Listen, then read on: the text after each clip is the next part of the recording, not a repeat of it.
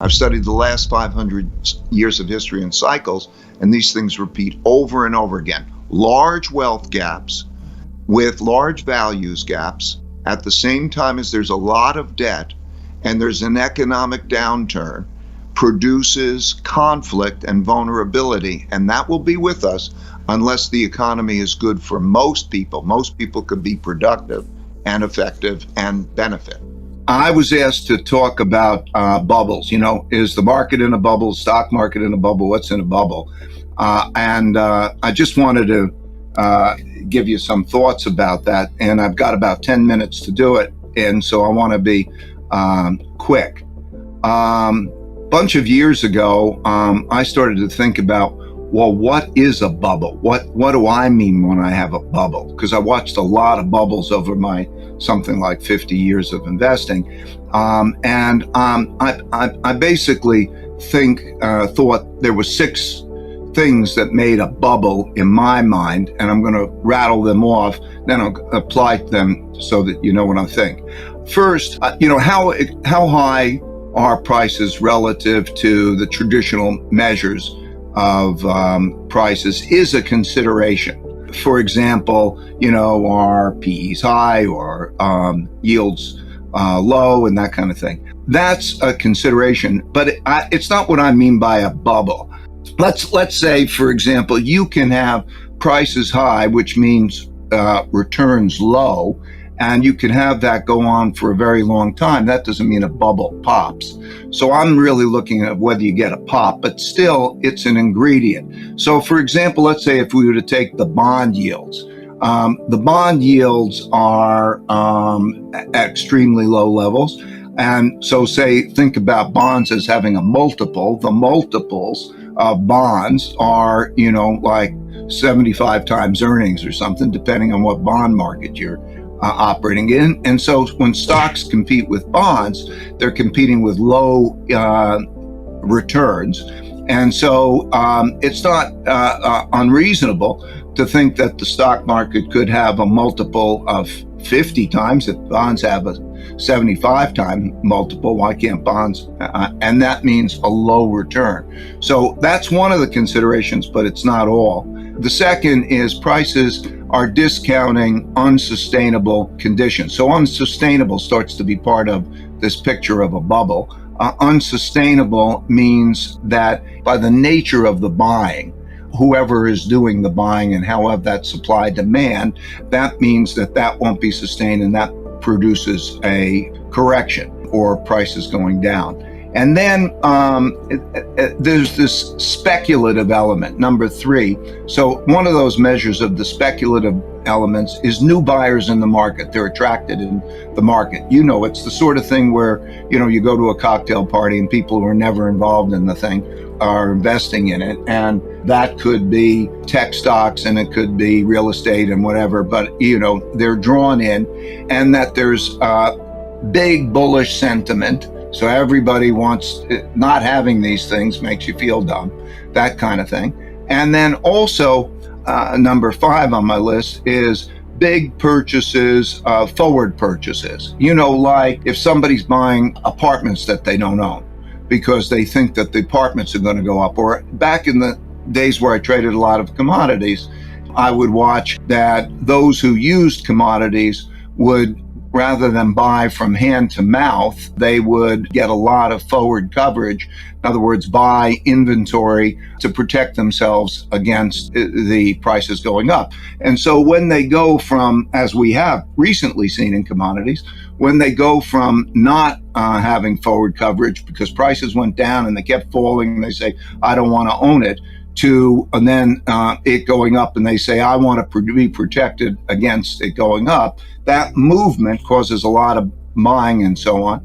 So that's buyers that have extended those forward purchases are an indicator that I use. This table here that I'm showing shows for the stock market as a whole, those items that, are we in a bubble? Is the stock market in a bubble? Well, I apply that framework to all individual securities. And I do that in a systematic way because my process is to write down the criteria, to use filters and so on, and try to see which are in a bubble. So there are different stocks. Some are in bubbles, it seems to me. Some are not in bubbles, and the stock market as a whole is indicated by that table. Let me just go to the next chart.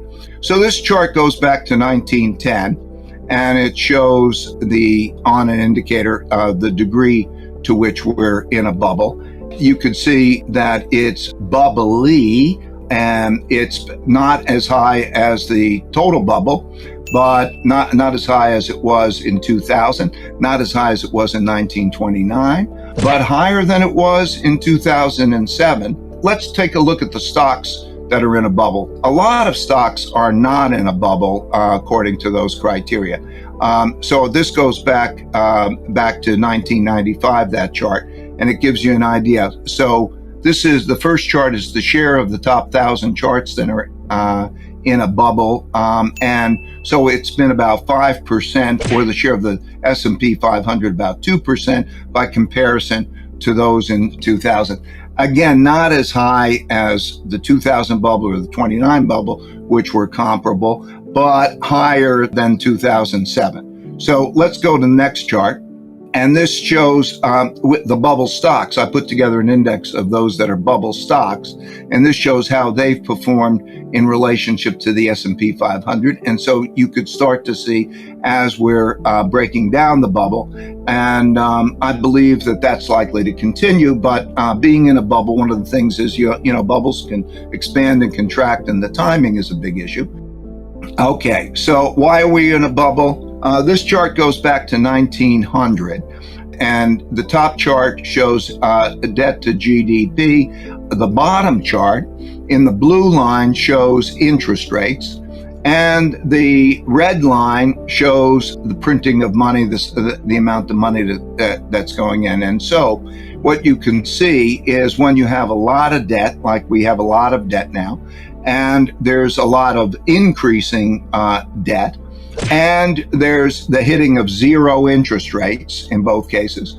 There's the printing of a lot of money, and that's a key element of the bubbles, because they have a lot of liquidity that comes into the market, and then there's a lot of throwing around that money in terms of bidding up all sorts of assets. So you could see that red line. You could see how when the blue line hits zero, the interest rates 1930, starting in 2008, and since we've had that movement, then you see the largest movement now. So a lot of liquidity, a lot of debt financed debt monetization makes for a classic bubble. Other items are new IPOs, with particularly if they have no earnings, high price to revenue, or in many cases, no prospect of making money. Those are bubble considerations too. So I would say you can't say the stock market is in the highest bubble. You can't even say that it's necessarily in a bubble. You have to distinguish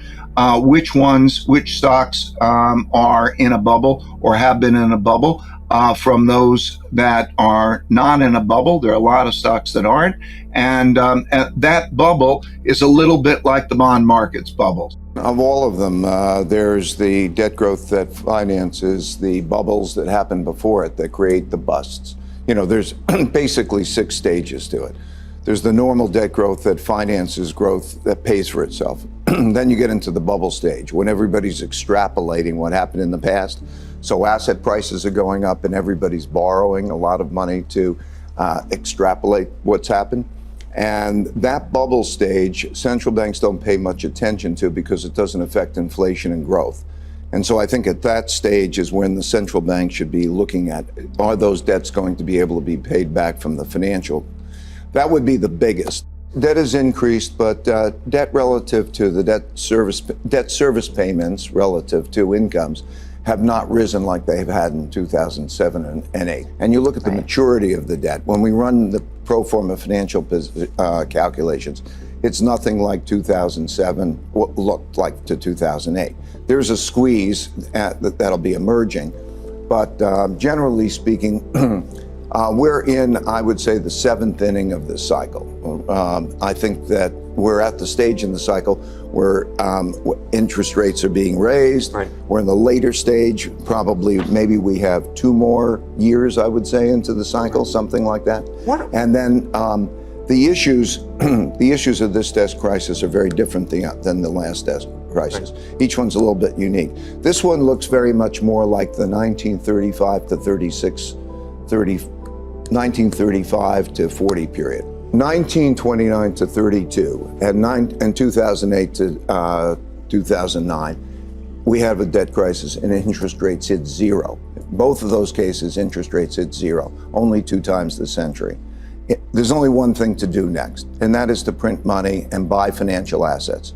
So in both of those cases, that's what the central bank did, and they pushed asset prices up.